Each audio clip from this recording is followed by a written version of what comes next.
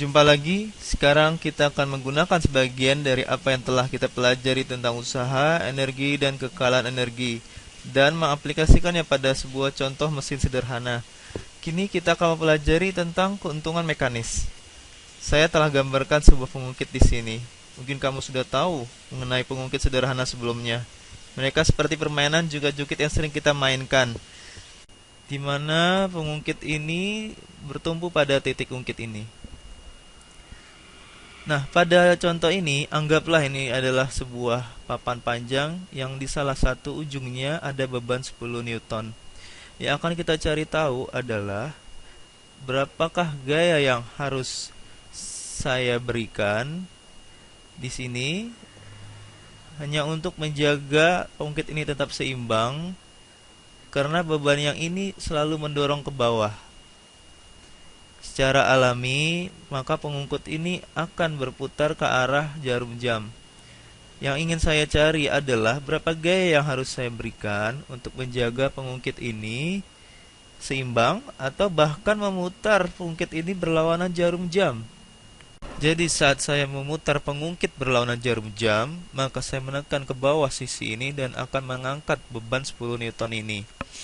Mari kita lakukan sebuah percobaan. Lihat apa yang akan terjadi bila saya menggerakkan pengungkit ini sedikit. Nah, misalkan yang saya gambar dengan warna ungu ini, inilah posisi awalnya. Lalu nanti akan saya gambarkan ini dengan warna kuning. Maka ini adalah posisi akhirnya seperti ini. Dan satu hal lagi yang ingin saya ketahui, nah, yang akan saya tuliskan juga, misalkan jarak ini. Nah, jarak ini berikan gaya hingga ke titik ungkit. Katakanlah hanya 2. Dan jarak dari titik ungkit sini ke beban 10 Newton katakan 1.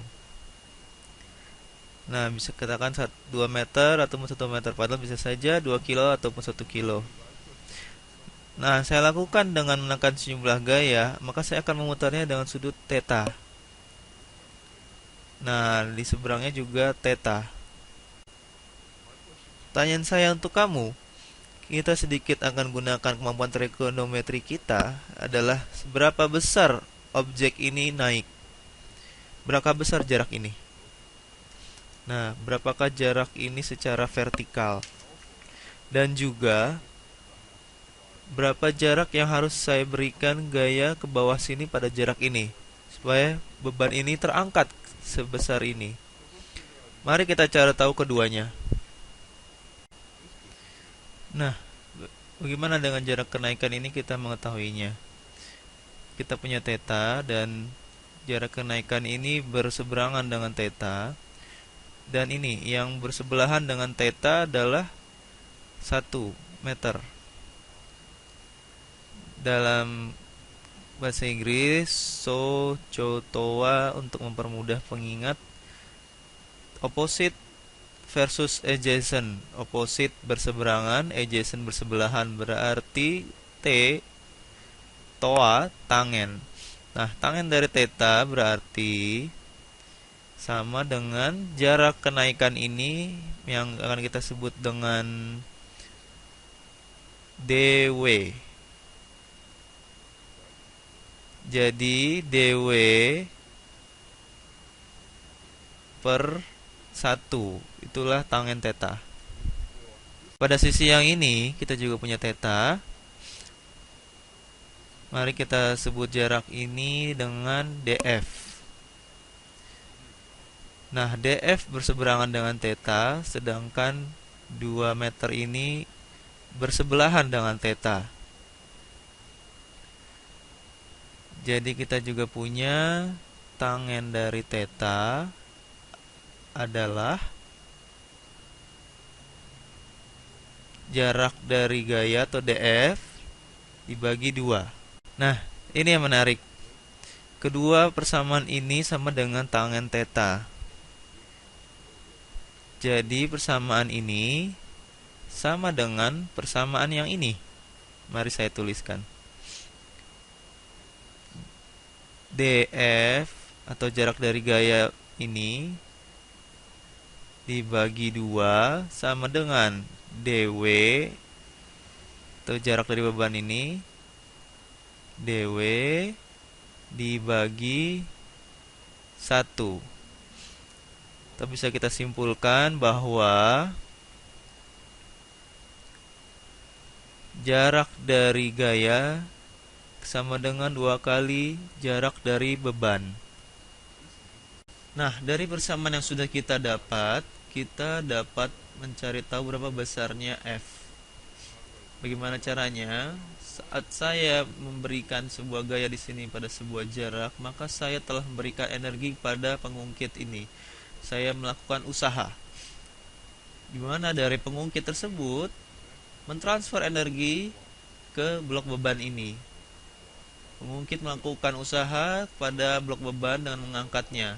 Dari yang kita tahu dari hukum kekekalan energi, kita asumsikan bahwa tidak ada friksi dan tidak ada energi yang hilang, maka usaha masuk harus sama dengan usaha keluar. Usaha masuknya yang mana? Gaya yang berikan ke bawah ini, inilah usaha masuknya.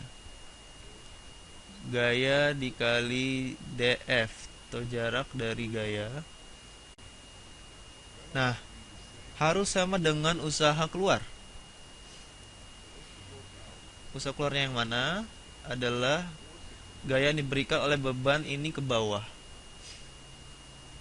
Jadi inilah yang terjadi, bahwa kita memberikan gaya untuk mengimbangi beban dari blok tersebut. Nah, pengungkit ini mendorong dari beban ini ke atas. Jadi gaya mendorong ke atas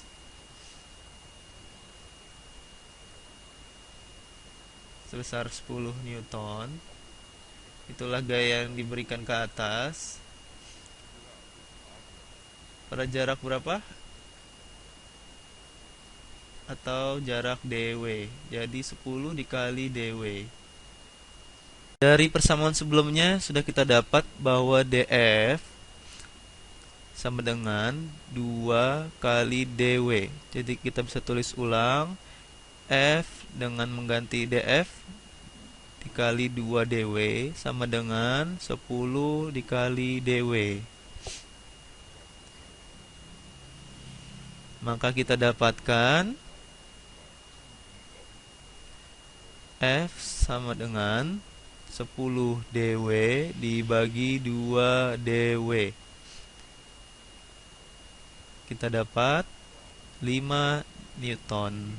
Nah, ini yang menarik. Dan saya rasa kamu sudah tahu kemana arahnya. Mungkin sudah kamu sadari adanya beban 10 Newton ini. Saya hanya memberikan gaya 5 Newton saja untuk mengangkatnya.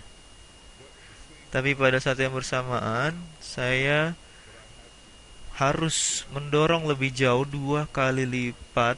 Walaupun gaya saya hanya setengahnya, tapi gaya jarak dorong saya 2 kali lebih banyak. Sedangkan di sini kebalikannya.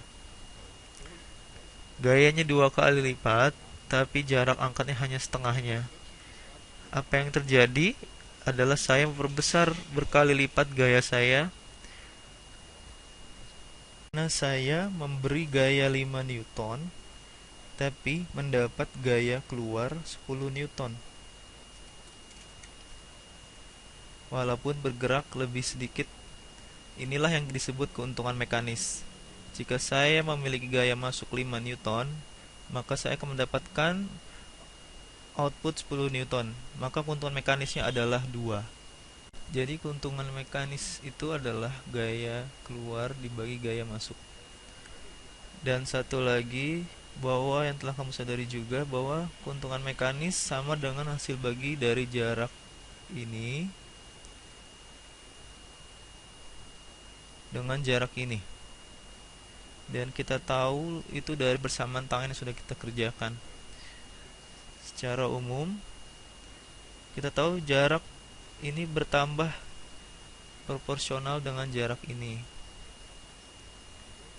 Dan kita tahu jarak ini naik Proporsional juga dengan jarak dari titik ungkit ke jarak berat, dan jarak DF atau jarak turun gaya proporsional juga dengan jarak gaya ke titik ungkit.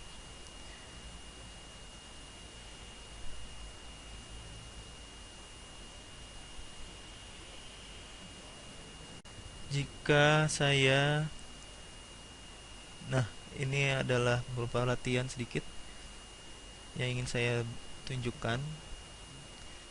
Jika saya sebut jarak ini D1 dan jarak ini D2, dan jika saya memberikan gaya ke atas di sini, saya sebut ini F1, dan saya ada gaya F2 turun ke sini, dan pengungkit ini, maka F2 dikali D2 sama dengan D1 dikali F1. Persamaan inilah yang penting kamu ketahui. Dan ini semua tadi didapat karena usaha masuk sama dengan usaha keluar. Sedangkan persamaan ini tidaklah persis dari usaha masuk, karena harusnya usaha masuk F2 dikali jarak yang ini. Tapi jarak ini karena proporsional dengan D2.